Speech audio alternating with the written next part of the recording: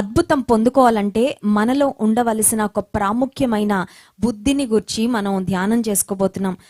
దేవుడు ఎవరి జీవితంలో అద్భుతాలు చేస్తారు, అద్భుతాలు పొందుకోవాలంటే మనలో ఏముండాలో యెషయా గ్రంథము 50వ అధ్యాయము 4వ వచనంలో నుండి ఒక శ్రేష్టమైన మాట చదువుకుందాం.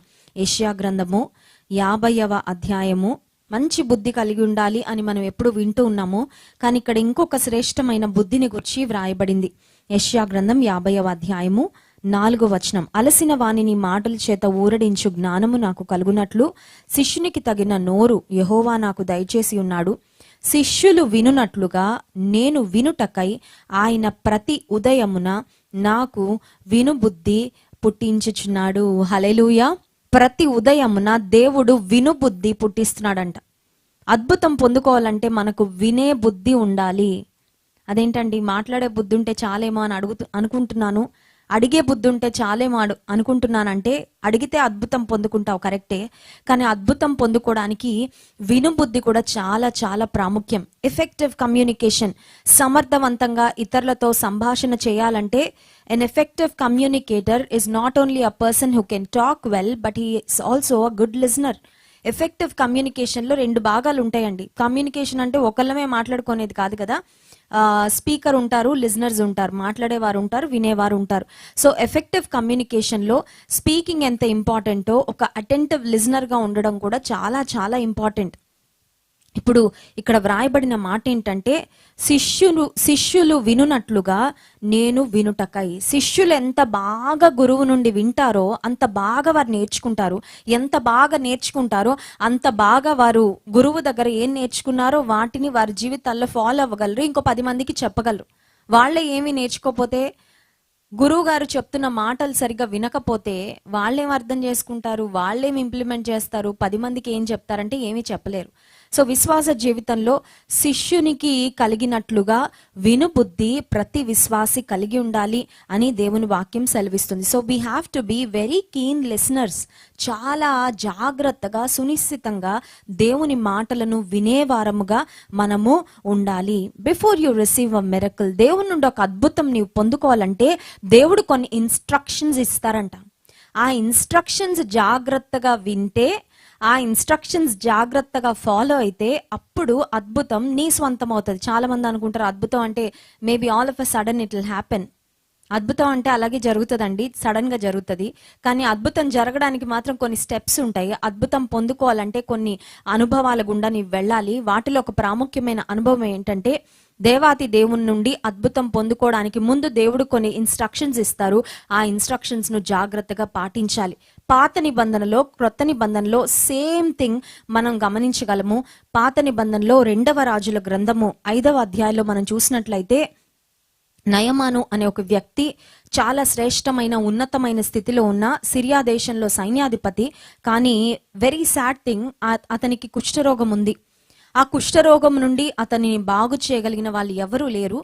ఆ ఇంట్లో పనిచేస్తున్న ఒక పనిపిల్ల, ఒక చిన్న బిడ్డ, ఒక సేవకురాలు, ఒక దాసి యజమానురాలతో చెప్పింది, నా యజమానుడు బాగుపడాలని నేను కోరుకుంటున్నాను. మా దేశంలో ప్రవక్త ఉన్నాడు, ఎలీషా ప్రవక్త వద్దకు వెళ్తే అతని రోగం బాగుపడుతుంది అని చెప్పినప్పుడు, గుడ్ థింగ్ ఏంటంటే నయమాన్ విన్నాడండి. బాగుపడాలని తనకు ఉంది, తన అవసరత అది. It was the need of the hour. ఆ సమయంలో అతను డెస్పరేట్ గా ఒక అద్భుతం కొరకు, ఆరోగ్యం కొరకు ఎదురు చూస్తున్నాడు. కాబట్టి ఎప్పుడైతే ఆ సేవకురాలు లేకపోతే ఇంట్లో ఉన్న చిన్న పనిపిల్ల మాట చెప్పిందో విన్నారు, ఎలీషా వద్దకు పరుగున వెళ్ళారు. ఎలీషా దగ్గరకు వెళ్ళగానే ఈ నయమాను మనసులో కొన్ని స్టెప్స్ ఉన్నాయండి. నయమాన్ అనుకుంటున్నాడు, ఎలీషా వస్తాడు, అలా నన్ను పట్టుకుంటాడు, ఆ తర్వాత నాకు బాగవుతుంది, ఆర్ మేబీ కొన్ని ఏమన్నా తంత్రాలు మంత్రాలు ఇవేమన్నా చాంటింగ్ చేస్తాడేమో, ఆ తర్వాత నాకు బాగవుతుంది. He imagine something in his mind. మనసులో ఏదో ఊహించుకొని వచ్చాడు. కానీ వచ్చిన తర్వాత అతని ఎక్స్పెక్టేషన్కు ఇక్కడ ఉన్న రియాలిటీకి చాలా తేడా ఉందండి.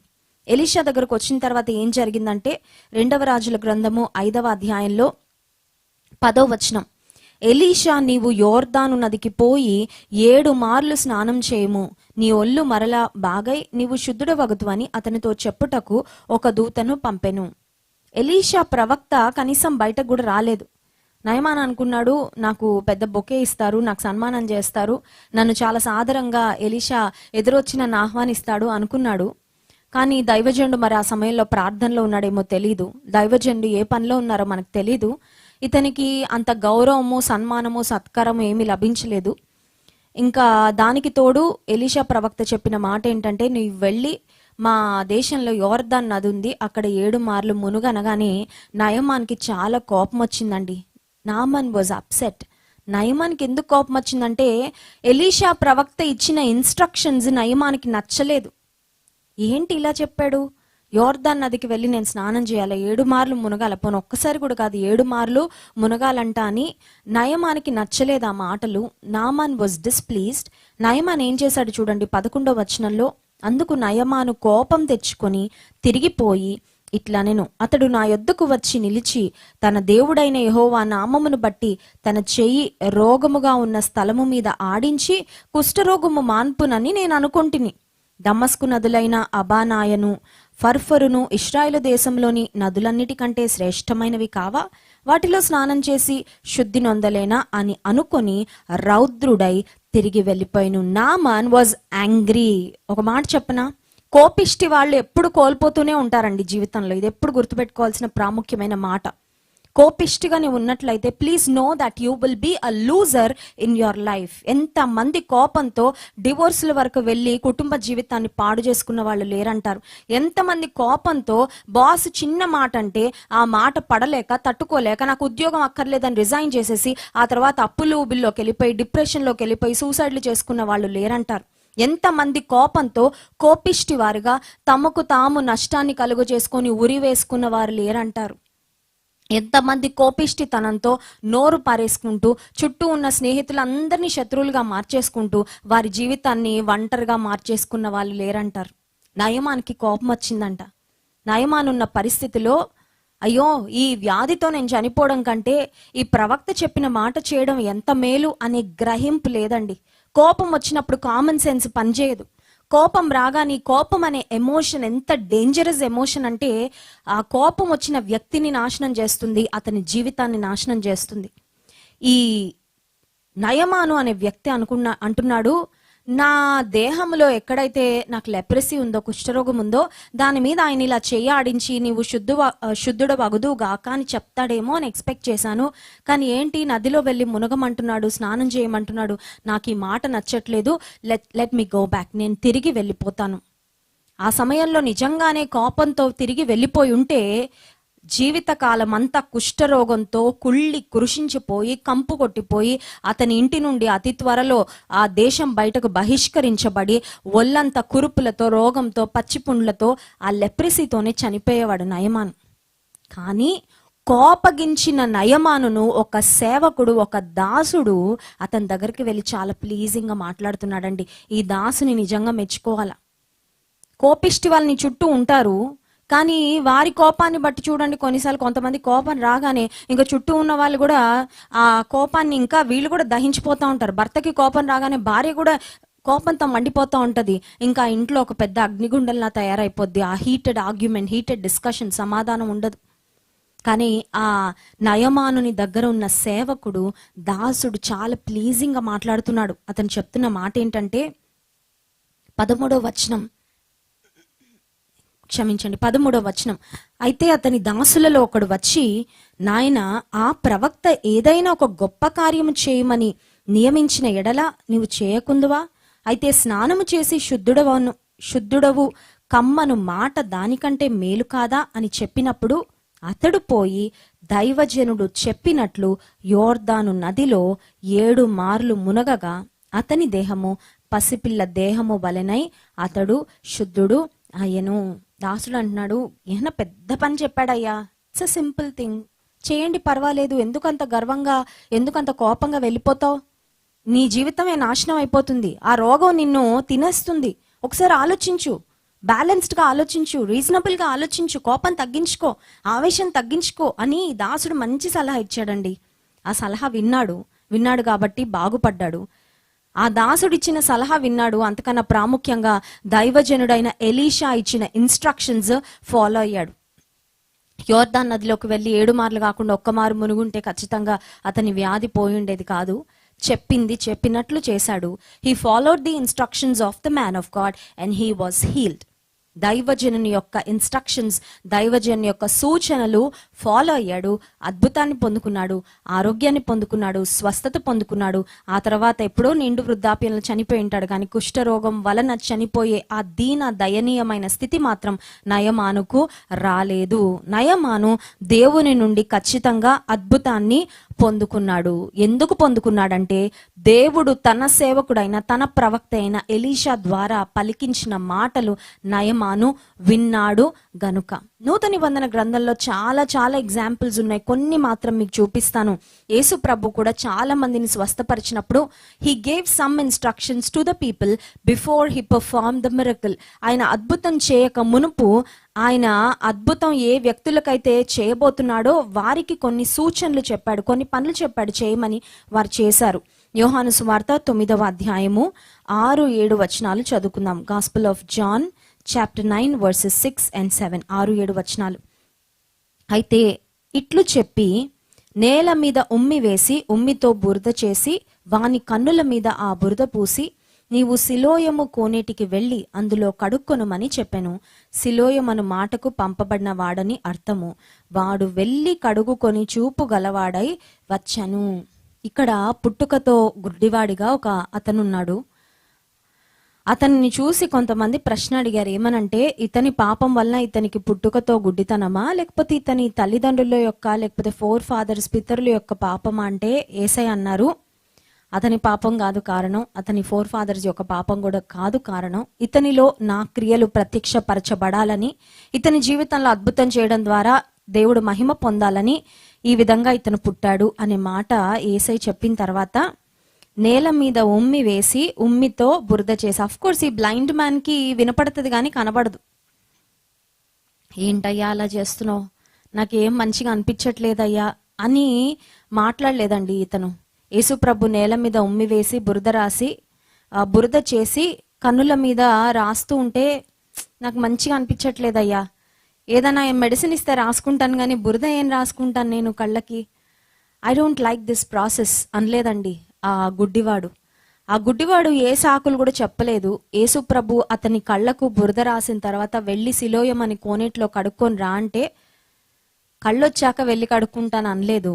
వెళ్ళి కడుక్కున్నాడు. కడుక్కున్న తర్వాత అతని కన్నులు తెరవబడ్డాయి, అతడు చూపును పొందుకున్నాడు. ఎందుకు ఈ మాట చెప్తున్నానంటే, అతనికి విశ్వాసం లేకపోయింటే he would have stopped Jesus at the first step.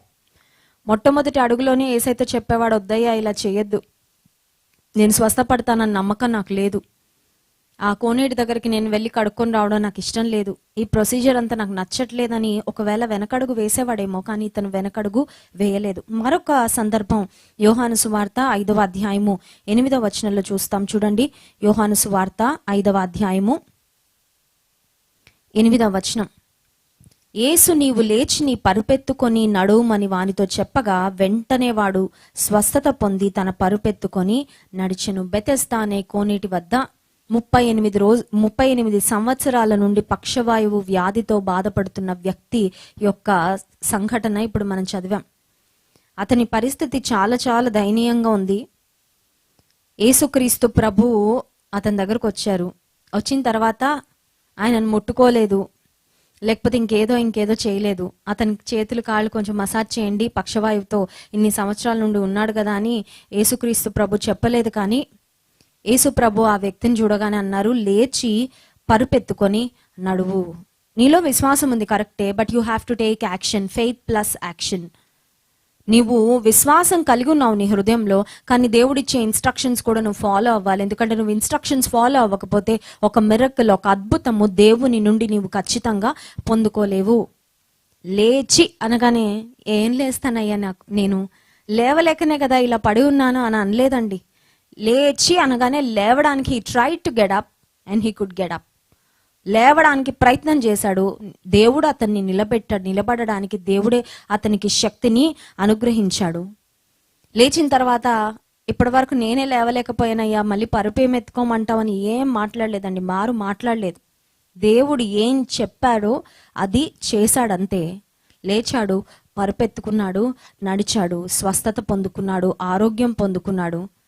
ఈ రోజుల్లో అయితే ఎవరైనా మంచానికి పరిమితమై చిన్నగా రికవరీ అవుతుంటే డాక్టర్స్ ఏం అడ్వైస్ చేస్తారంటే, ఇంతకాలం కాళ్ళు చేతులు పనిచేయలేదు కదండి, కొంచెం గ్రాడ్యువల్గా ఫిజియోథెరపీ చేయాలండి, నెమ్మదిగా కదపాలండి, నెమ్మదిగా నెమ్మదిగా నెమ్మదిగా. మా మావయ్య గారికి హార్ట్ ఆపరేషన్ జరిగినప్పుడు డాక్టర్స్ చెప్పారంట 3 వారాలు చెయ్యి పైకెత్తకూడదని చెప్పారంటండి. చేతులు 3 వారాలు పైకెత్తడానికి వీల్లేదంటే యూ కెన్ ఇమాజిన్ ఎంత పనిష్మెంటో అది.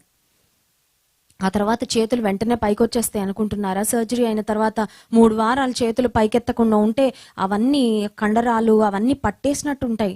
నెమ్మదిగా నెమ్మదిగా నెమ్మదిగా నెమ్మదిగా ఆ చేతులని మూవ్ చేస్తూ మసాజ్ చేసుకుంటూ ఆ తర్వాత నెమ్మదిగా అవి నార్మల్ కండిషన్కి వస్తాయి. ఈ వ్యక్తిలో దేవుడిచ్చిన ఆరోగ్యము స్వస్థత ఎంత గొప్పదంటే 38 సంవత్సరాల నుండి జీవోత్సవంలో పడున్నాడు. కానీ యేసు ప్రభు స్వస్థపరిచినప్పుడు లేచి పరుపెత్తుకొని నడువు అని చెప్పినప్పుడు he got up, he took his bed and he started walking. లేచాడు, పరుపెత్తుకొని టుక్ హిస్ మ్యాట్, పరుపెత్తుకొని నడవడము ప్రారంభించాడు. మనకు తెలుసు మొదటి రోజు దైవజనులు జాన్ వెస్లీ గారు యేసు ప్రభు కానా పెండ్లి విందులో చేసిన అద్భుతాన్ని గురించి చెప్పారు. సో అక్కడ సేవకులు ఏసై దగ్గరకు వచ్చినప్పుడు ఏసై చెప్పిన మాట ఏంటంటే, మీ దగ్గర ఉన్న వాటర్ జార్స్, మీ దగ్గర ఉన్న స్టోన్ జార్స్ అంచుల మట్టుకు నీటితో నింపండి అని చెప్పారు. ఆకాశం నుండి ద్రాక్షరసం వర్షించలేదండి, లేకపోతే ఎక్కడి నుంచో ర్యాండమ్గా రాలేదు. దేవుడు వాళ్ళ దగ్గర ఉన్నది ముందు అందులో వేయమన్నాడు, వాటర్ వేయమన్నారు. ఆ స్టోన్ జార్స్లో రాతి బాణల్లో నీటిని నింపమని చెప్పిన తర్వాత నీటిని నింపిన తరువాత వెళ్ళి సర్వ్ కూడా చేసేయమన్నారు. సర్వ్ చేస్తూ ఉండగా ఆ నీరు ద్రాక్షరసంగా మారింది. God follows a procedure behind every miracle. ఒక్కొక్క అద్భుతానికి దేవుడు ఒక్కొక్క పద్ధతిలో ఆయన పనిచేస్తాడు. అన్నీ ఒకే రకంగా స్టీరియో టైప్ లాగా దేవుడు పనిచేయడండి. అన్నిటికీ ఒకటే, అందరితో ఒకేలా మాట్లాడతాడు. ఒక వ్యాధి వచ్చిందంటే వారందరితో ఒకేలా డీల్ చేస్తాడు. కాదు. ఒక్కొక్కరి యొక్క విశ్వాస పరిమాణాన్ని బట్టి, ఒక్కొక్కరి యొక్క పరిస్థితిని బట్టి, ఒక్కొక్కరి పట్ల దేవుడు తనకున్న ప్రణాళికను బట్టి ఆయన కార్యాలు జరిగించేవాడు. అయితే ఈ రాత్రికాల సమయంలో అద్భుతం పొందుకోవాలని మనం ఆశిస్తున్నాం. కానీ మనకు దేవుడిచ్చే ఇన్స్ట్రక్షన్ ఏంటి? మనం చూసాము, నయమానుకు స్వస్థత కావాలి, నయమానుకు అద్భుతం కావాలి. నయమానుకు ఎలీషా ద్వారా ఇన్స్ట్రక్షన్ వచ్చింది. గుడ్డివానికి యేసుక్రీస్తు ప్రభు ద్వారా ఇన్స్ట్రక్షన్ వచ్చింది. పక్షవాయువుతో బాధపడుతున్న వ్యక్తి సిలోయమను 38 సంవత్సరాల నుండి బెతెస్దా అనే కోనేటి దగ్గర పడి ఉన్న వ్యక్తికి యేసు ప్రభు నుండి ఇన్స్ట్రక్షన్స్ వచ్చాయి. But what is God instructing his people to night? ఈ రాత్రికాల సమయంలో దేవుడు తన ప్రజలైన మనతో ఏం మాట్లాడుతున్నారు? ఈ ఒక్క మాట చూసుకొని మనం ముందుకు వెళ్దాం. యెహోషువ గ్రంథము 3వ అధ్యాయము 5వ వచనం అందరం కలిసి చదువుకుందాం. యెహోషువ గ్రంథము 3వ అధ్యాయము 5వ వచనం. మరియు యెహోషువ, రేపు యెహోవా మీ మధ్య అద్భుత కార్యములను చేయును గనుక మిమ్మును మీరు పరిశుద్ధపరచుకొనుడని జనులకు ఆజ్ఞయించెను. Hallelujah. Tomorrow the Lord is going to do wonders among you అని ఆపేలేదండి. రేపు అద్భుతాలు చేస్తారు కనుక మీరు చేయాల్సిన పని ఒకటి ఉంది. అదేంటంటే మిమ్మును మీరు పరిశుద్ధపరచుకొనుడి. Cleanse your self. ఈ రాత్రికాల సమయంలో లైవ్ లో పాల్పొందుతున్న ప్రతి ఒక్కరితో దేవుడు ఇన్స్ట్రక్షన్ ఇస్తున్నాడు. నీ జీవితంలో నేను అద్భుతం చేయడానికి రెడీగా ఉన్నాను, చేస్తాను ఖచ్చితంగా. కానీ నీవు నీ జీవితాన్ని పరిశుద్ధపరచుకోవాలి. When was the last time you cleansed your heart? నీ హృదయాన్ని నువ్వు కడుక్కొని ఎన్ని రోజులైంది? ఎంత కాలమైంది? నీ హృదయంలో ఉన్న ద్వేషాన్ని కడుక్కొని ఎన్ని రోజులైంది? నీ హృదయంలో ఉన్న అసూయను కడుక్కొని ఎన్ని రోజులైంది? నీలో ఉన్న శరీరాశను కడుక్కొని ఎన్ని రోజులైంది? నీలో ఉన్న నేత్రాశను కడుక్కొని ఎన్ని రోజులైంది? నీలో ఉన్న గర్వపు స్వభావాన్ని కడుక్కొని ఎన్ని రోజులైంది? నీలో ఉన్న భయంకరమైన దురాశలను తొలగించుకొని ఎన్ని రోజులైంది? నీలో ఉన్న పాపపు తలంపులు తొలగించుకొని ఎన్ని రోజులైంది? దేవుడు అడుగుతున్నాడు, మీ మధ్య నేను అద్భుతాలు చేస్తాను, I will do it, but you must cleanse your self. మిమ్మును మీరు పరిశుద్ధ పరచుకునండి. ఈ రాత్రికాల సమయంలో అందరికీ అద్భుతాలు కావాలి. డిఫరెంట్ ఏరియాస్లో మనం ఎదురు చూస్తున్నాం. మన కొరకు మనం అద్భుతాలు ఆశిస్తున్నాం, మన కుటుంబీకుల కొరకు మనం అద్భుతాలు ఆశిస్తున్నాం. మనం ప్రేమించిన వారి జీవితంలో దేవుడు అద్భుతాలు చేయాలి ప్రభా, నువ్వు తప్ప ఇంకెవ్వరు చేయలేరయ్యా అని మన వారి కొరకు, మన పర్సనల్ లైఫ్ కొరకు మనం చాలా విషయాలు దేవుని సన్నిధిలో అడుగుతున్నాం. అవన్నీ దేవుడు చేస్తానంటున్నాడు. కానీ ఆయన అడుగుతున్నది ఒకటే, ఆయన ఇస్తున్న ఇన్స్ట్రక్షన్ ఒకటే, మీ మధ్య నేను అద్భుత కార్యాలు చేస్తాను గనుక మిమ్మును మీరు పరిశుద్ధపరచు కొనుడి. ఈ రాత్రికాల సమయంలో పరిశుద్ధపరచుకోవడానికి సమయం తీసుకుంటావా? నీ జీవితంలోకి ఒకసారి నిన్ను నువ్వు చూసుకొని, నీ హృదయంలోకి నిన్ను నీవు చూసుకొని, ప్రభా నేను ఇంకా ఏ పాపము నా హృదయంలో ఎక్కడో దాగి ఉందో. కొన్నిసార్లు చూడండి, ఎక్కడో దాగుంటుంది, ఎక్కడో లేయర్స్ లేయర్స్ లేయర్స్ లేయర్స్ కింద ఉంటుంది. లేదని చెప్పలేం, ఇట్ విల్ బీ దేర్. మనకు తెలుసు, అది పైకి మాత్రం ఎవ్వరికి కనబడదు, కానీ మనకే తెలుసు. అది నీవు నిజంగా ప్రేమించిన వ్యక్తివైతే నీ హృదయంలో ఎంత లోతుగా దాగి ఉన్న పాపమైనా నువ్వు దాన్ని దేవుని సన్నిధిలో ఒప్పుకొని విడిచిపెట్టేస్తావు. ఎందుకంటే నీ పాపాన్ని నువ్వు దేవుని కన్నా ఎక్కువగా ప్రేమించట్లేదు కాబట్టి. పాపాన్ని, లోకాన్ని ప్రేమించే వ్యక్తివైతే దేవుని ఆశీర్వాదం నీ స్వంతం కాదు. కానీ దేవుని నిజంగా ప్రేమించే వ్యక్తివైతే పరిపూర్ణంగా పరిశుద్ధపరచుకుంటావు. You will cleanse yourself completely. ప్రభా ఇంక ఏ పాపం కూడా వద్దయ్యా, ఏ దోషం కూడా వద్దయ్యా, ఏ అపవిత్రత కూడా వద్దయ్యా. I will cleanse my self completely. దేవుడు కోరుకుంటుంది అదే. పరిపూర్ణమైన పరిశుద్ధత నీలో వచ్చినప్పుడు దేవుని అద్భుతాలు ఫస్ట్ హ్యాండ్గా నీవే అనుభవిస్తావు. హల్లెలూయా. ఈ రాత్రికాల సమయంలో దేవుని వాక్యాన్ని అనుసరించి, ఆనాడు దేవుని ప్రజలు ఏ విధంగా అద్భుతాలు పొందుకోవడానికి దేవుడు చెప్పిన ఇన్స్ట్రక్షన్స్ ఫాలో అయ్యి దేవుని నుండి అద్భుతాలు పొందుకున్నారు, అట్టి విధంగా ఈ రాత్రికాల సమయంలో మనల్ని మనం పరీక్షించుకొని, మన పాపాలు, మన తప్పిదాలు దేవుని సన్నిధిలో ఒప్పుకొని దేవుడిచ్చే అద్భుతాలను మనం దేవుని నుండి పొందుకొందుముగాక. ఆమెన్. కళ్ళు మూసుకోండి, ప్రార్థన చేసుకుందాం. పరిశుద్ధురానికి స్తోత్రాలు. మీ వాక్యము ద్వారా మాతో మాట్లాడినందుకు వందనాలు. లార్డ్ క్లెన్సెస్ లార్డ్, మమ్మల్ని కడగండి అయ్యా, మమ్మల్ని శుద్ధి చేయండి ప్రభా. శుద్ధ హృదయము మాలో కలుగ చేయండి. నీకు ఆయాసకరమైన మార్గాలు, నీకు ఆయాసకరమైన మాటలు, అనుభవాలు, తలంపులు మా జీవితాల్లో ఉండి సంపూర్ణంగా తొలగించండి. నీ రక్తముతో కడగండి ప్రభా. మాకు అద్భుతం కావాలయ్యా, మాకెన్నో అద్భుతాలు కావాలి ప్రభా. నీ అద్భుతాలు ఈ 7 రోజులు ముగిసేలోపు మా జీవితంలో, మా కుటుంబాల్లో మేము చూడడానికి సహాయం చేయి. విన్న వాక్యం మా హృదయాల్లో ఫలింపచేయమని యేసు నామమున ప్రార్థిస్తున్నాం తండ్రి. ఆమేన్.